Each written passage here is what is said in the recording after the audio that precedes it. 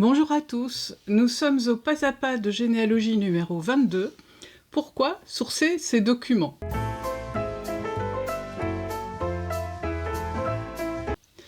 Alors le scénario est le suivant, cela vous démangeait déjà depuis un bon moment, et vous veniez de démarrer, vous aviez vraiment envie de démarrer votre généalogie, et vous êtes tellement content de savoir comment faire que vous commencez à collecter en fait les actes, les informations, les documents, etc. Certains de vous les impriment, d'autres les téléchargent sur l'ordinateur ou alors ils font des prises d'écran et votre ordinateur et vos placards commencent à bien se remplir en fait de tout un tas de documents. Après quelques heures de travail, vous fermez tout et puis le lendemain ou le surlendemain, vous recommencez. Quelques jours après, vous retournez au travail et vous êtes pris dans une semaine très chargée de boulot. Ou alors vous êtes parti en vacances, en week-end, n'importe quoi, et vous n'avez pas le temps de vous occuper de votre généalogie. Donc c'est promis, en rentrant, ça vous manque, vous allez reprendre votre généalogie pendant 2-3 heures, enfin tout ce qui est disponible. Et vous décidez de remplir en fait votre logiciel ou votre arbre sur GeneaNet, MyHeritage ou encore Family Search. Et vous remplissez, vous remplissez, vous remplissez. Et là, le temps passe.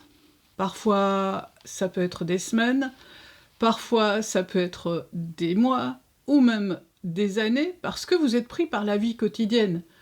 Et un jour, voilà ce qui se passe, c'est que vous recevez un courrier d'une personne qui vous demande si vous avez la source des affirmations que vous avez notées en fait sur votre site. Et là, vous êtes incapable de la retrouver. Ça vous est arrivé, certainement vous aussi. C'est arrivé à tous, ne vous inquiétez pas. Et vous n'avez aucune idée de l'endroit où vous avez bien pu pêcher cette information. Parfois, il y en a même qui inscrivent « c'est chez moi ». C'est chez moi, est-ce que c'est une source? Alors voilà, la question est, on va faire une belle transition, la question est qu'est-ce que c'est en fait qu'une source? Alors, en archivistique et en généalogie, c'est le même concept que la source naturelle. Et voyons, je vais faire une comparaison avec la source naturelle pour que ce soit plus imagé. Donc vous êtes parti en randonnée, vous avez marché pendant des heures, c'est un coin que vous connaissez à peu près, vous aviez pris une gourde, et la gourde, au fil du temps, elle s'est vidée. Et vous cherchez, vous rappelez en fait qu'il y a une source naturelle où vous pourriez la remplir, parce que vous étiez venu là quand vous étiez enfant, mais bon, vous avez grandi, le paysage s'est transformé, les arbres ont poussé, et vous êtes incapable de retrouver en fait cette source. Et vous errez, assoiffé, dans ce paysage dont vous ne savez plus très bien comment vous allez vous en sortir. Donc vous rentrez à la maison, ça vous y arrivez, complètement déshydraté.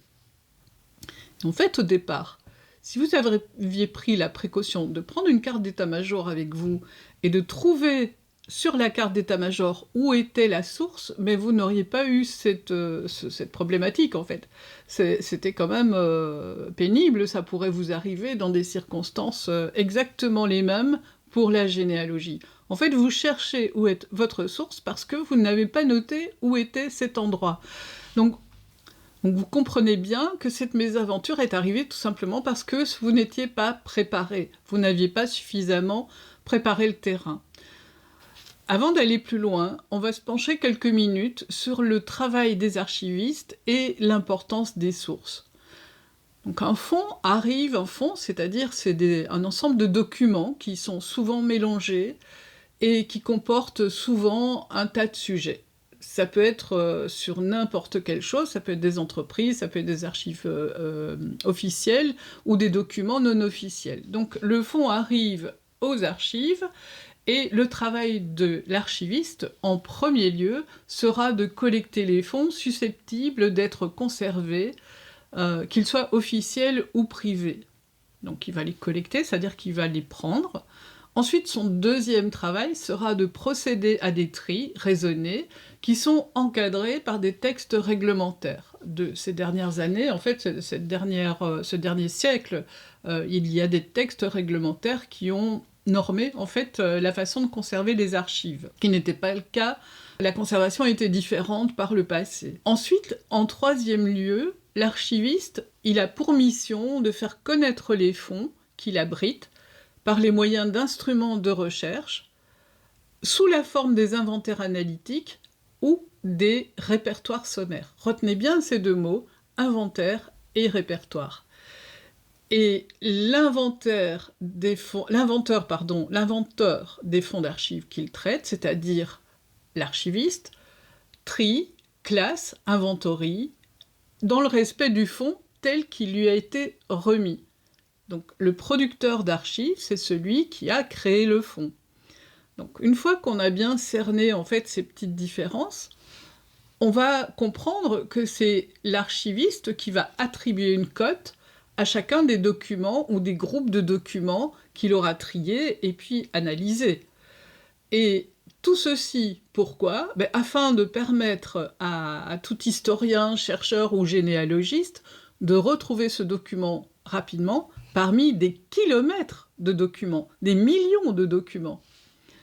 Donc la source du document, c'est l'identité du lieu, les références où vous aurez à découvrir le document. L'archiviste, lui, sait très bien où ça va. Vous allez, par exemple, aux archives du Maine-et-Loire, les AD 49. Les archivistes travaillent à trier, nommer, numériser les archives, pour les archives de généalogie en tout cas, et ils les rendent publiques en fonction des délais de communicabilité. À ce moment-là, ils sont ouverts. Et donc, il ne s'agit pas, quand vous prenez un document, que vous avez été sur le site des AD 49, de dire « Ah ben il est sur les AD 49 ». Parce que là, c'est comme si vous disiez « Il est à Paris », et puis vous pouvez toujours chercher dans quelle rue, à quel numéro, etc. ce document se trouve. Donc c'est vraiment quelque chose, c'est une notion importante à comprendre. Une autre question qui se pose est « Quelles sont les sources d'un document ?» En France, en Belgique, au Luxembourg, et pratiquement dans tous les pays, les documents sont classés par collection, série et tout autre moyen de classement. Évidemment, chaque pays a son système propre. En France, il y a des séries, et suivant les recherches que vous faites, vous arrivez dans la série A, B, C, D, etc. Ce qui est assez facile, en fait. Mais ces séries, en fait, elles sont notées dans ce qu'on a vu tout à l'heure, dans les inventaires ou dans les répertoires. Donc vous pouvez déjà préparer votre recherche en fouillant, en fait, dans les inventaires et dans les répertoires pour voir exactement dans quelle collection vous pourriez trouver les documents que vous recherchez. Et il y en a des milliards. Je pense que le chiffre est impossible à dire. Donc, tous ces documents conservés, on va les utiliser, en tout cas les documents des registres de naissance, de mariage et de décès, on va les rechercher pour la généalogie et pour compléter en fait votre arbre. Mais comment faire pour conserver la source ?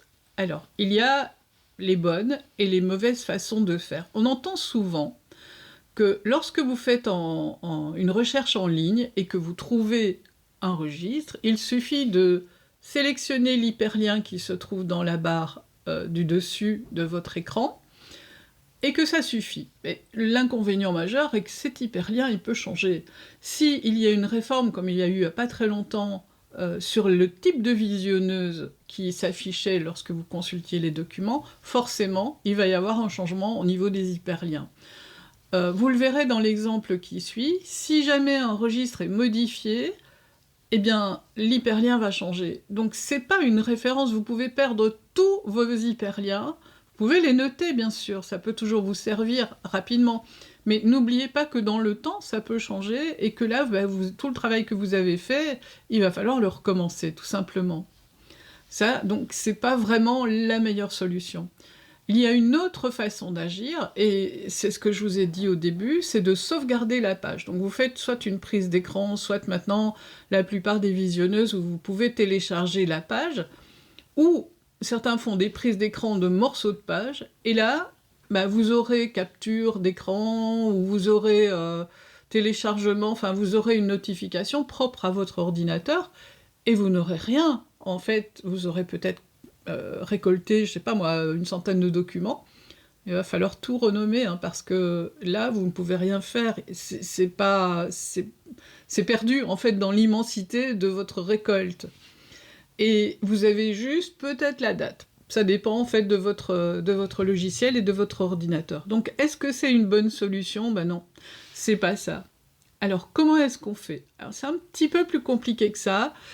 Pour les impatients, ça demande du temps. Alors il ne faut pas être impatient en généalogie, hein. Si vous voulez assurer vos arrières et vous dire voilà, j'ai retrouvé telle chose, eh bien il ne faut pas être impatient. Alors je vous dis tout ça parce que moi je l'ai fait au début, vous savez, quand les registres ont commencé à mettre les actes en ligne, on n'avait pas les outils qu'on avait maintenant, donc c'est vrai que j'ai capturé des choses, et c'est en relisant les actes que je peux me dire « Ah bah oui, j'ai dû le trouver dans tel registre ». Mais maintenant, il y a tellement de registres en ligne que vous ne pouvez plus vous permettre de faire ça. Donc si vous débutez, une bonne méthode, c'est de sourcer vos documents proprement. Alors donc, le document possède une cote de référence, et vous pouvez la lire dans la visionneuse. Je vous montre une image. Donc il faut que vous notiez cette cote. En France, je vous ai dit, les documents sont classés par série, et vous trouverez cette référence dans la cote également, ce qui vous permettra de retrouver ceci facilement. Mais c'est pas tout à fait vrai, parce que c'est pas vrai pour tous les départements. Ça dépend où vous tombez. Chacun a son système propre, tout en étant, réglementé. Il y a quand même des variantes, hein. Ça c'est inévitable. Chacun mange avec une assiette, une fourchette et un couteau, mais les couverts ne sont pas tous les mêmes dans toutes les maisons. C'est un petit peu l'idée, si vous voulez. Chacun fait sa cuisine intérieure.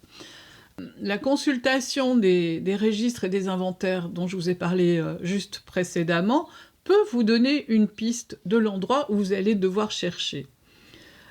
Pour notre chercheur des AD 49, donc du Maine-et-Loire, il recherche en fait un acte de naissance de 1787 dans la commune de Longuet.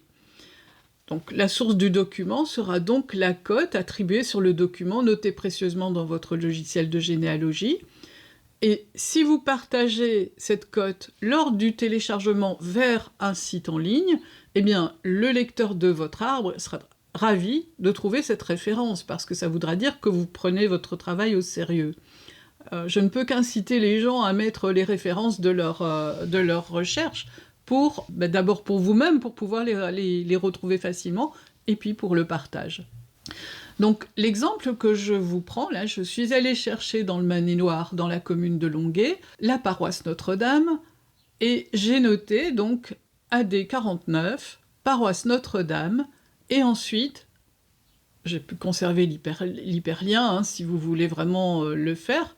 N'oubliez pas que c'est sous réserve de modification. Et justement, c'est un registre que j'ai choisi tout à fait par hasard, et il nous offre une surprise, en fait. Il faut que vous notiez donc AD 49, Longuet, paroisse Notre-Dame, et ensuite BMS, qui est le raccourci de baptême, mariage et sépulture. Donc vous savez que c'est un registre. Il est noté dans la cote qui se trouve juste au-dessus de la visionneuse, 1787 à 1793. Donc on sait que c'est cette période-là qui est dans le registre. Et puis, il y a une petite surprise à la suite, vous pouvez le voir sur la page là que je vous montre, eh bien, il est marqué non coté. C'est-à-dire qu'il n'a pas été coté par les archivistes. Donc voilà, c'est un cas, il peut être tiré et puis coté. Donc vous vous retrouvez avec d'autres hyperliens, et là, c'est un petit problème. Donc comment on va faire, puisqu'il n'est pas coté? Eh bien, il faut que vous récupériez la page du registre sur la visionneuse, et donc on note, donc c'est la page 1 sur 304. Ne mettez pas 1 sur 304 avec la barre oblique, parce que l'ordinateur n'aime pas ça. Donc mettez 1-304, vous mettez ou pas les parenthèses, c'est comme vous voulez, et vous conservez la référence. C'est en ligne jaune sur la page que je vous ai préparée. Ensuite, vous ajouterez les références marquées par les flèches bleues, c'est-à-dire l'année, le fait que c'est un baptême, la date, le nom et prénom de l'enfant. Vous trouvez que c'est compliqué? Eh bien, oui, c'est long parce que votre ordinateur risque de ne pas accepter tout ça. Vous savez, quand vous allez enregistrer votre image. Donc, moi aussi, j'ai trouvé que c'est compliqué, et c'est un point sur lequel j'ai mis au point un système beaucoup plus rapide, mais je vous en parlerai lors d'une autre vidéo. En attendant, je pense que vous avez compris que noter vos sources, c'est important. Et à propos, j'ai caché une source dans ce document parce que j'ai cité une archiviste. Et est-ce que vous pourriez le retrouver? Le moment où j'ai commencé, à 5000 vues. On n'y est pas encore, j'espère que cette semaine on va dépasser le cap. En tout cas, ça me fait vraiment très très plaisir de voir que je suis suivie de cette façon-là. J'ai pas beaucoup d'abonnés, donc n'hésitez pas à vous abonner, ça me permet de pouvoir continuer sur la chaîne. Et puis ça vous permet à vous de recevoir les nouveautés, en fait les nouvelles publications. N'oubliez pas aussi qu'il existe un blog sur lequel vous pouvez retrouver tout le contenu, si jamais vous avez envie de voir en fait les pages que je mets avec davantage d'explications. Et je vous retrouve la semaine prochaine. À bientôt. Bye bye.